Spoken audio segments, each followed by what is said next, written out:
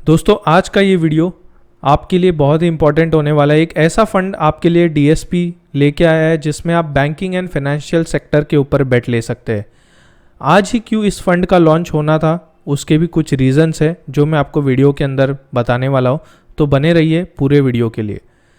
अब बात करते हैं कि बैंकिंग एंड फाइनेंशियल सेक्टर को क्यों इतना इंपॉर्टेंस मिल रहा है, क्यों इस थीमेटिक फंड में हमें इन्वेस्ट करना चाहिए, किसे इसमें इन्वेस्ट करना चाहिए, कितने साल के बाद आप रिटर्न्स एक्सपेक्ट कर सकते हो।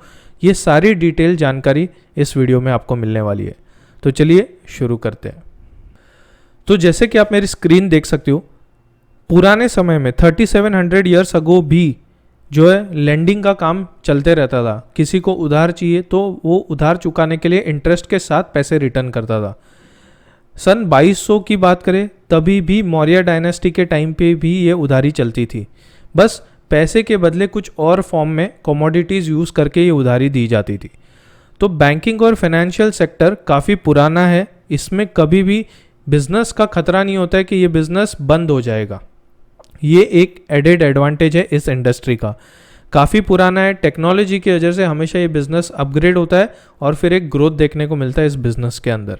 अब BFSI सेक्टर ने लास्ट 15 साल में क्या कमाल किया उसके बारे में बात करेंगे। नॉर्मल GDP की जो ग्रोथ है इंडिया की वो 12% के करीब है। बैंक्स ने यहाँ पे देख सकते हो ग्रो किया है 12.6% के करीब। NBFCs ने ग्रो किया है 16.7% से। वही लाइफ इंश्योरेंस की बात करें तो 11.9 और नॉन लाइफ इंश्योरेंस प्रोडक्ट की बात करें तो 15.3% से।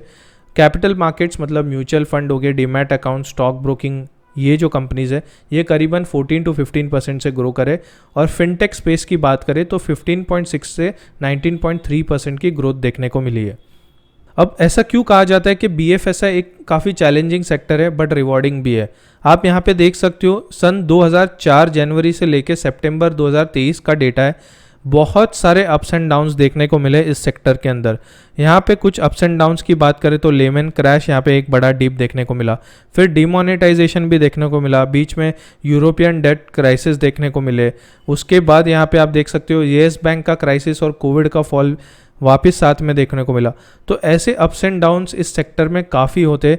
कोई भी इम्पैक्ट आता है इकोनॉमी में तो सबसे पहले इम्पैक्ट करता है BFSI सेगमेंट को। बट इसके साथ एनुअलाइज रिटर्न की बात करें तो 17.6% के रिटर्न है, कंपेयर टू हम जो कहते हैं कि 11-12% मार्केट रिटर्न दे देता है। तो यहाँ पे अल्फा क्रिएट होने के चांसेस है। इस चार्ट में आप देख सकते हो कि 10 ईयर्स के जो रोलिंग रिटर्न्स है, मतलब एवरी फाइनेंशियल ईयर अगर मैं काउंट करूँ लास्ट 10 साल के, तो निफ्टी 50 इंडेक्स को इसने आउट परफॉर्म किया है। और ये हर साल अगर आप देखोगे तो चार्ट का पैटर्न से आप देख सकते हो ऑलमोस्ट सिमिलर चार्ट है बट आउट परफॉर्मेंस देखने मिला है। ये क्यों होता है? जब आपका इस सेक्टर में प्रॉफिट और सेल्स ग्रोथ होता है तब होता है। तो compare to Nifty 50 banking sector ने लास्ट 10 साल में अच्छे रिटर्न्स दिए। इसका मतलब ये है कि BFSI रिटर्न्स जो है कंसिस्टेंटली ब्रॉडर इंडेक्स जो है हमारा, मतलब निफ्टी 50 TRI से बीट करते हुए दिखा है 10 से 7 सालों में। यहाँ पे आप चार्ट देख सकते हो, एक साल के रोलिंग रिटर्न में अगर ब्रॉडर इंडेक्स ने जो है मतलब निफ्टी 50 ने 57% के हिसाब से 12% का रिटर्न दिया और 62% के हिसाब से अगर मैं बेट करूँ तो 12% का रिटर्न है एक साल में। बट वही मैं अगर 7 साल तक का देखूँ तो मेरे रिटर्न 12% से ज़्यादा के चांसेस 91% से ज़्यादा है और वही 10 साल में 90% से ज़्यादा है। तो आप यहाँ पे देख सकते हो कि इस फंड में इन्वेस्ट करने वाले को अगर 12% से ज़्यादा रिटर्न चाहिए तो उसकी एक्सपेक्टेशन कम से कम 7 या 10 साल की होनी चाहिए, तब आप इस फंड में इन्वेस्ट कर सकते हो। तभी आपको 12% से ज़्यादा रिटर्न मिलने की गुंजाइश है। 90% ये डेटा एनालिसिस करके बता रहे हैं हम लोग। अब इस फंड में डाइवर्सिफिकेशन कैसे हो रहा है? Banks, NBFC, life insurance, non life insurance, AMCs मतलब asset management mutual fund companies, exchanges हो गए जहाँ पे आप ट्रेड एंड सेल करते हो स्टॉक्स को, डिपॉजिटरीज हो गई जहाँ पे आप डीमैट अकाउंट खुलवाते हो और आपका डेटा स्टोर होता है। ये सारी अपॉर्चुनिटीज़ मिला करके 4 ट्रिलियन प्लस का प्रॉफिट का अपॉर्चुनिटी है। अप्रॉक्सीमेट आप देख सकते हो इसका इंडस्ट्री साइज जो है बहुत बड़ा है एवरी सेक्टर के अंदर। जैसे बैंक्स में 2.5 ट्रिलियन, NBFCs में 1.2 ट्रिलियन। तो इस तरह से ये इंडस्ट्री बहुत बड़ी इंडस्ट्री है जिसमें आप पैसा लगा सकते हैं। अब इंडिया कहाँ खड़ा होता है कंपेयर टू बाकी डेवलप्ड कंट्रीज जैसे US, China, Japan, Germany, UK. यहाँ पे आप देख सकते हो credit to private non finance companies यहाँ पे 90 के करीब है compare to the ratio of other countries जैसे यूएस 151, 227, चाइना है, जापान 185। वही यहाँ पे देख सकते हो हाउस होल्ड जो क्रेडिट जाता है, जो होम लोन जाता है, वो 37 पॉइंट्स के करीब है कंपेयर टू यूएस जिसका 74 पॉइंट्स है, चाइना 62 पॉइंट्स है, जापान 68 पॉइंट्स है। तो इस तरह से यहाँ पे सारे पॉइंटर्स दिए हुए हैं जिससे आप कंपैरिजन देख सकते हो। अभी भी डेवलप्ड जो कंट्रीज़ है like US, UK, Japan, China, इससे हम काफ़ी पीछे हैं। तो एक ग्रोथ स्टोरी बनती है जिसमें आप एक्सपेक्ट कर सकते हो एक अच्छा हेल्दी रिटर्न। यही यहाँ पे देखने को मिल रहा है कि developed countries versus developing country like India में क्या पोटेंशियल अभी भी पेंडिंग है आने वाले फ्यूचर के अंदर। अब यहाँ पे एक चार्ट दिया है समझने के लिए कि शेयर मार्केट में कितना परसेंट होल्डिंग है BFSI का प्रॉफिट पूल के अंदर और टॉप 500 कंपनीज में क्या मार्केट कैपिटलाइजेशन है। जैसे यहाँ पे आप देख सकते हो टॉप 500 कंपनीज में 26% BFSI कंट्रोल करता है और नेट प्रॉफिट की बात करें तो 38% कंट्रोल करता है। उसी का स्प्लिट यहाँ पे दिया है, लार्ज कैप में 39% नेट प्रॉफिट और 28% BFSI कंट्रोल करता है मार्केट कैप। वही मिड कैप की बात करें तो सेम 38% के करीब जो है यहाँ पे प्रॉफिट पूल बुक होते हुए दिखता है और 21% मार्केट कैप है BFSI का। और स्मॉल कैप सेक्टर्स में अगर देखें तो 28% प्रॉफिट पूल है और यहाँ पे मार्केट कैप 16% का है।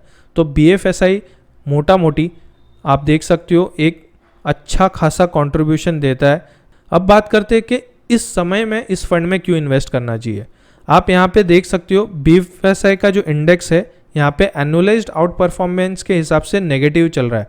इसका मतलब ये है कि निफ्टी 50 जो है आज के समय में अच्छा रिटर्न दे रहा है कंपेयर टू BFSI इंडेक्स।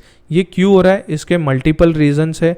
एक तो रेपो रेट के हाइक, आपको हमेशा इंटरेस्ट इस समय में लोन लेने जाइए आप ज़्यादा देखने को मिल रहा है जिससे कंज्यूमर की डिमांड जो है टुवर्ड लोन बाइंग कम होते हुए देखने को मिली है।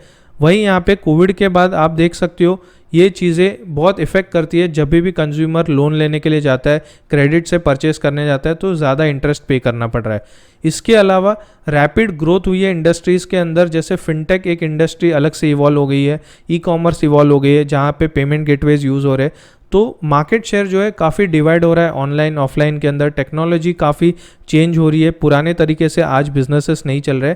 तो फिर से एक इंडस्ट्री शिफ्ट देखने को मिल रहा है जहाँ पे आपका बॉटम बन चुका है। यहाँ पे आप सेकंड वाले ग्राफ में देख सकते हो जो ग्रीन कलर में मार्क्ड है। यहाँ पे करंटली ये सेक्टर BFSI अंडर परफॉर्म कर रहा है। कोई भी बड़े बैंक का स्टॉक उठा के देख लो, आपको लास्ट 3 या 5 साल में अच्छे रिटर्न कंसिस्टेंटली देखने को नहीं मिलेंगे। उसका रीज़न यही है कि आपका इंडस्ट्री शिफ्ट देखने को मिल रहा है बिकॉज ऑफ टेक्नोलॉजी और रेपो रेट चेंजेस के वजह से, इंटरेस्ट रेट हाइक्स के वजह से कंज्यूमर जो है ज़्यादा बिजनेस लोन या फिर रिटेल कंज्यूमर लोन नहीं ले पा रहा है। तो यहाँ पे एक अच्छी अपॉर्चुनिटी बनती है इस थीमेटिक फंड में इन्वेस्ट करने के लिए। कितना परसेंट आपका पोर्टफोलियो थीमेटिक में होना चाहिए, नॉट मोर देन 10%, 15%। उससे ज़्यादा आपका कंस्ट्रक्शन ऑफ पोर्टफोलियो जो है इस इंडेक्स में इन्वेस्ट नहीं होना चाहिए, 10 से 15% के करीब। यहाँ पे प्राइस टू बुक रेशियो की बात करें तो एवरेज 2.2 यहाँ पे चल रहा है। Compare to financial services sector की बात करें तो 3.2 चल रहा है। बैंक्स का 2.2, फाइनेंशियल सर्विसेज इंडेक्स 3.2 का चल रहा है। तो एक रीजनेबल प्राइस इंडेक्स हम लोग को देखने को मिल रहा है आज के टाइम पे, जहाँ पे आप स्मॉल वैल्यू में बाइंग शुरू कर सकते हो वाया SIP या फिर लमसम में भी स्टार्ट कर सकते हो। अब NPA और क्रेडिट रिस्क की बात करते हैं। आप यहाँ पे NPA का ग्राफ देख सकते हो। ग्रॉस NPA जो डार्क ब्लू कलर में है वो आज के टाइम पे 2019 से लेकर 2023 तक डिक्लाइन होते हुए दिखा है। मतलब बैंक अच्छा रिटर्न ले पा रही है, लोन रिकवरी कर पा रही है, इसीलिए NPA गिरते हुए दिख रहा है। सेम नेट NPA में भी आप देख सकते हो काफ़ी स्टेबिलिटी देखने को मिली है। इनफैक्ट नेट NPA भी काफ़ी कम होते हुए दिख रहा है year on year basis. Credit growth देख सकते हो, क्रेडिट ग्रोथ 2021 के बाद अच्छा खासा ग्रो करते हुए दिख रहा है। यहाँ पे क्यों हो रहा है ये सारा चीज़, because of easy financing techniques and also easy loan repayment techniques, जैसे ऑटो डेबिट फीचर्स हो गए, व्हाट्सएप बैंकिंग हो गया, और भी मल्टीपल सोर्सेस है, लाइक कुछ फिनटेक ऐप्स आ गए लाइक क्रेड एंड ऑल, जो आपको बार बार रिमाइंड करते हैं रीपेमेंट के लिए।